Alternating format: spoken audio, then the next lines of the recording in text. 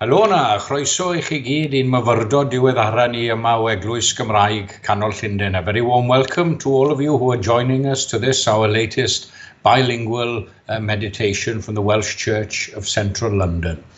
And we'll begin by saying a brief word of prayer together in Welsh, followed by English. Felly, cydweddiwn, let us all pray. Arglwyddau'n Duw, creawdwr neb a deiar, ffynhonnell popeth sydd yr hyn a fi a'r hyn a fydd. Rhoddwr bywyd, unwn gyda'n gilydd yn awr i addoli. Lord our God, creator of heaven and earth, fount of all that is, that has been and will be, giver of life, we join together now to worship you. Derbyn ein moliant nawr yn enw Christ. Amen. Dyma'r geiriau dwi am ystyried am ychydig heddiw. Gan gymaint ei yr oedd yn gweddion ddwysach, ac yr oedd ei chwys fel dafnau o waed yn diferu ar y ddaear.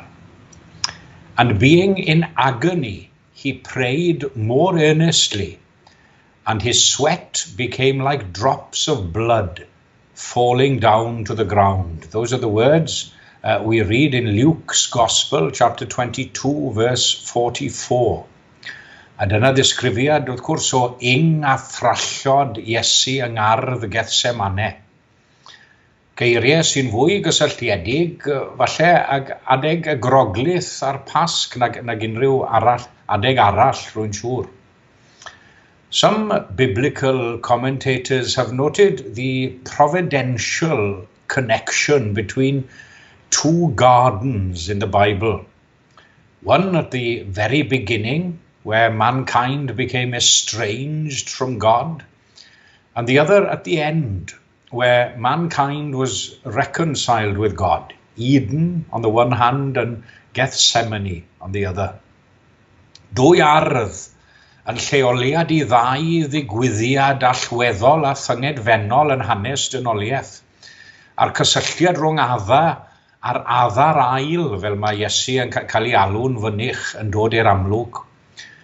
Mae'r emyn hwnnw gan Pantycelyn yn grisialu'r cyfan yn berffeth, yn yw e.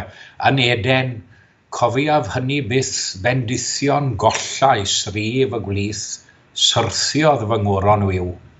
Ond, buddigoliaeth Calfari yn illodd hon yn ôl I mi ganaf tra fwy byw. Well, an invitation for you today to come to the Garden of Gethsemane for a short while and reflect for a moment, firstly, on Jesus' grief and agony, and secondly, on the solace and comfort that he received. Dwy ran felly a dau ben yn unig i'r myfyrdod heddiw. Mae'r cyntaf yn cynnwys a thrallod, a'r ail yn cynnig cysur a gobaith. Jesus was described as being a man of sorrows and acquainted with grief. Yet, though it might sound very paradoxical, I don't think there was ever a happier man than Jesus of Nazareth either. The obvious grief and pain endured in Gethsemane were counterbalanced by that peace of mind and close fellowship he enjoyed with God throughout his earthly life. Roedd Iesu yn mwynhau cymundeb perffaith ei dad, ac yn awyddus I drosglwyddo hynny i'w ddisgyblion hefyd. Fe gofiwch ei eiriau i'w ddisgyblion siŵr o fod cyn iddo farw. Yr wyf yn gadael I chwi dangnefedd, yr wyf yn rhoi I chwi fy nangnefedd I fy hun. His soul had rest. He was one of the meek or gentle who inherit the earth. He was one of the peacemakers who are and must be blessed and happy. I don't think I'm mistaken when I say that Jesus was far from being an unhappy man, but in Gethsemane, everything seems changed. His peace is gone, his calm is turned to turmoil. Yng ngardd Gethsemane, roedd yn amhosib I Iesu guddio ei Beth oedd yr yma felly? What was this grief? This grief came over Jesus some 4 days beforehand. If you turn to John's Gospel, chapter 12, verse 27, you'll find the remarkable words there, "Now my soul is troubled.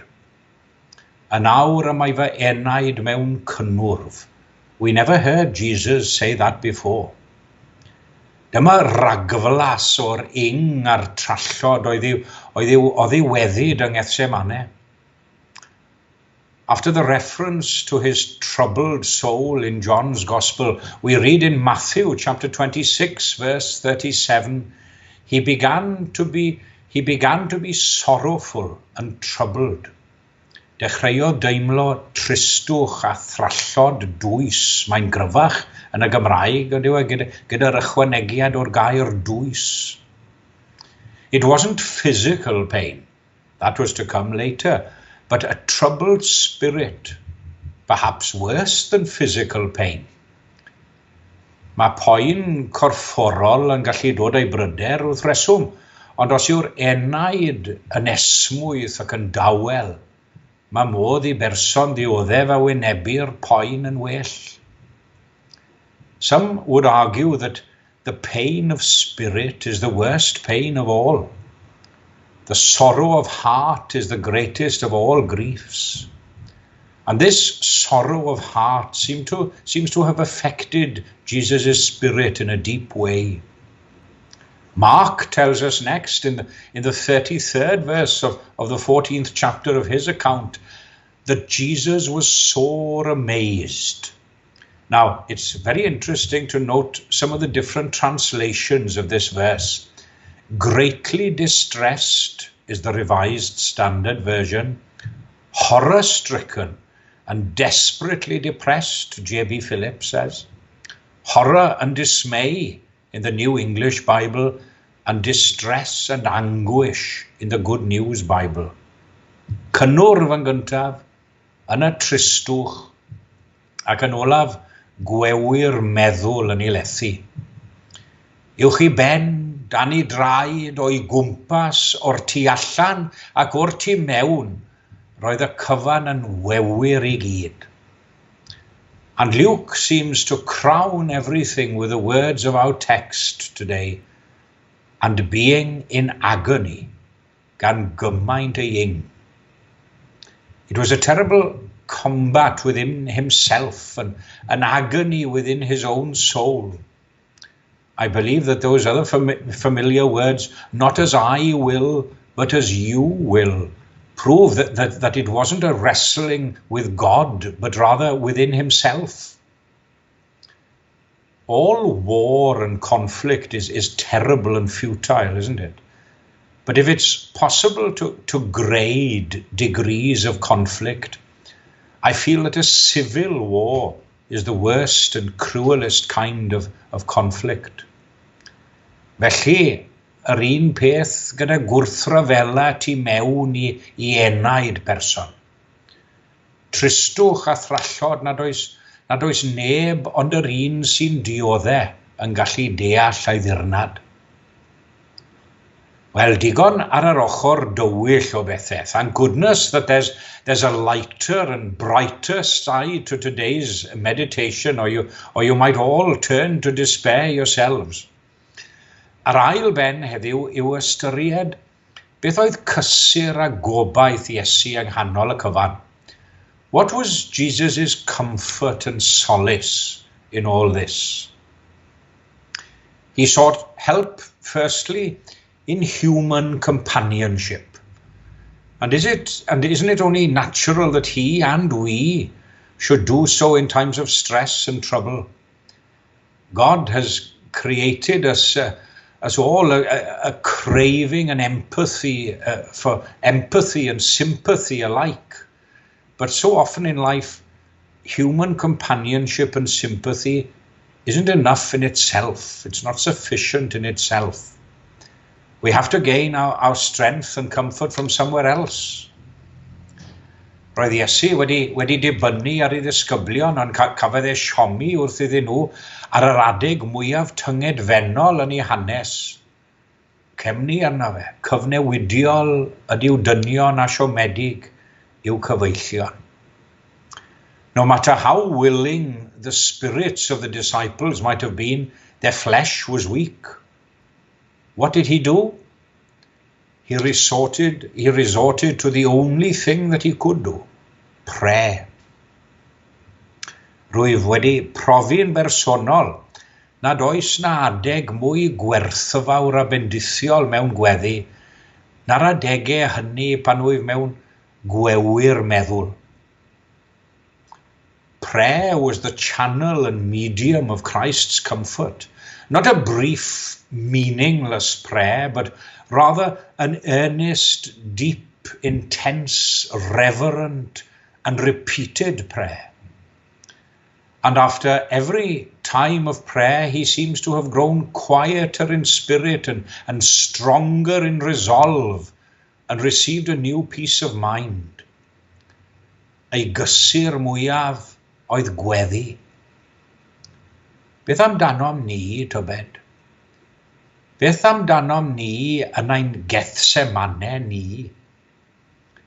If any of us find ourselves at the gate of our personal Gethsemane, with our heavy griefs and burdens to bear, imitate your Saviour by resorting and reverting to prayer. After prayer, he sought comfort and hope in love. And that's a lesson to us all. I often use that quote attributed to Martin Luther King Jr. Darkness cannot drive out darkness. Only light can do that. Hate cannot drive out hate. Only love can do that. Pan ffeindiw ni ein hunain yn ein gethsemane personol, cofiwn am gariad a dioddef Iesu ein mwyn ni. Many Christians over the centuries have endured persecution and even death with quiet confidence in the knowledge that they are suffering only a little compared with what Jesus suffered. Can't we endure a little for him? Ydyn ni mor wan fel ein bod ni'n rhoi'r ffidil yn y to wrth wynebu ambell rwystyr ar y ffordd? May the thought of Gethsemane comfort you today and every day as we look to the suffering of our Saviour for us. Fenaid gwel I Gethsemane, meddai Thomas William, Bethesda'r Fro yn ei emyn cyfarwydd, edrych ar dybrynwr mawr, yn yr ar ymdrech meddwl chwys a gwaed yn llifo I lawr. Dyma'r cariad mwyaf ryfedd fi erioed. Gogoniant yw enw. Amen.